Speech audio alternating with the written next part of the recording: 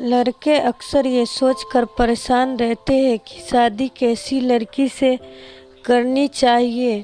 विवाह एक महत्वपूर्ण चीज़ है और इसमें जल्दबाजी करना कतई ठीक नहीं होता।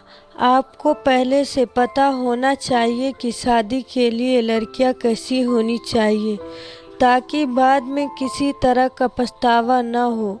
क्योंकि शादी का फैसला कोई छोटा फैसला नहीं होता, इस पर हमारा पूरा जीवन निर्भर करता है।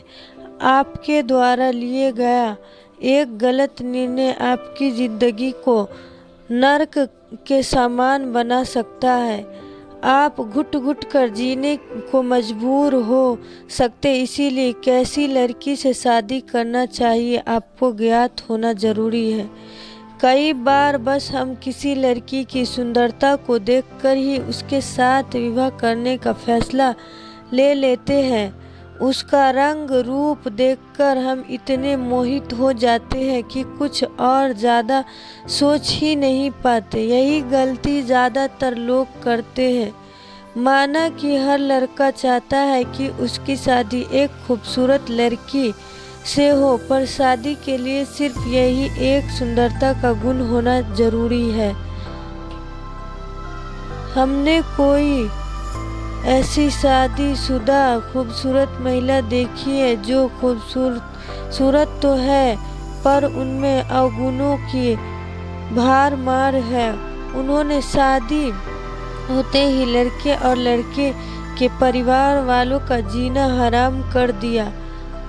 अपनी अनाप शनाप हरकतों के कारण परिवार की इज्जत पर बट्टा लगवा दिए, जो न किसी का कहा मानती है और दूसरों की इज्जत करना तो जैसे उन्हें आता ही नहीं है। तो क्या आप ऐसी खूबसूरत महिला से शादी करना चाहेंगे? नहीं ना, क्योंकि अगर आपने ऐसा किया तो समझो आपकी लाइफ खराब। अगर आप नहीं जानते कि शादी के लिए लड़कियां कैसी होनी चाहिए तो थोड़ा समय लीजिए। फैसला लेने में जल्दबाजी बिल्कुल मत कीजिए। शादी के लिए लड़की चुनते वक्त बहुत सारी चीज़ों पर ध्यान दिया जाता है। सिर्फ सुंदरता ही परफेक्ट गर्ल का पैमाना नहीं होता। शादी एक ऐसा बंधन है जिसमें एक दूसरे के साथ पूरा जीवन गुजारना होता है। इसीलिए ये फैसला बहुत ही सोच समझ कर लिया जाना जरूरी है।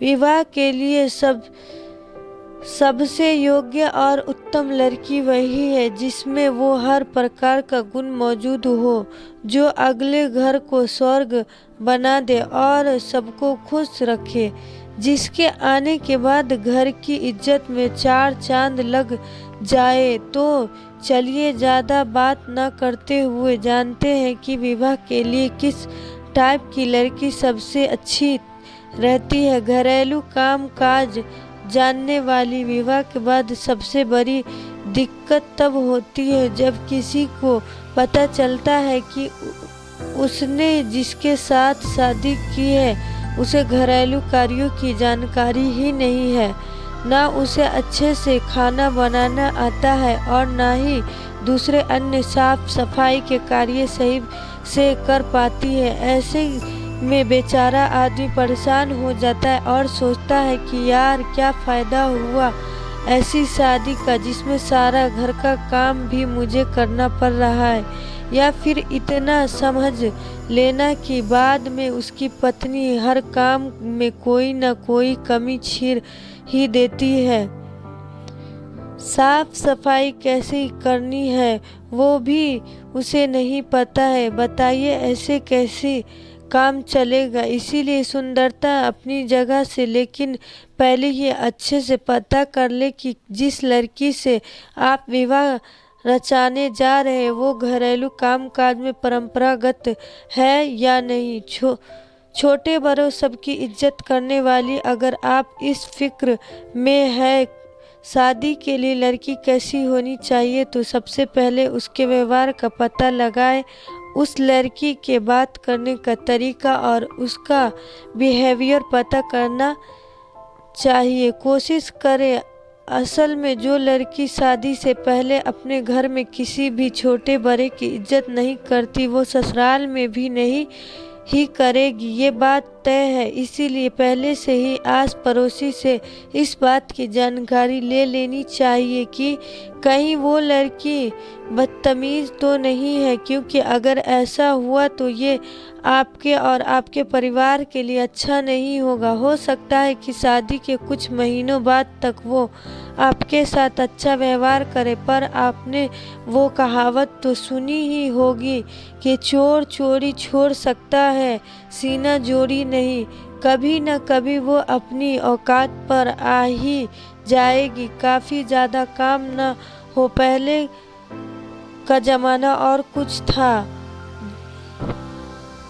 लेकिन आजकल तो कम हाइट वाली लड़कियों के साथ जल्दी से कोई शादी करने को तैयार ही नहीं होता। इसीलिए आप भी इस चीज़ की और ज़रूर ध्यान दें। अगर आप सोच में पड़े हैं कि शादी कैसी लड़की से करनी चाहिए, तो उसके कद को भी ज़रूर दिमाग में रखें, क्योंकि बहुत ज़्यादा चांस है कि आपकी वाइफ का कद कम है तो आपके होने वाले बच्चों की लंबाई भी कम हो सकती है। अगर ऐसा हुआ तो भविष्य में आपको आपके बच्चे का रिश्ता करने में दिक्कत आ सकती है। हम यहाँ ये नहीं कर रहे हैं कि लड़की बहुत ज़्यादा लंबी होनी चाहिए, लेकिन कम से कम लड़की की हाइट इतनी तो हो कि वो खराब ना लगे और होने वाले बच्चे भी ज़्यादा छोटे ना रह जाए। तो फिर इस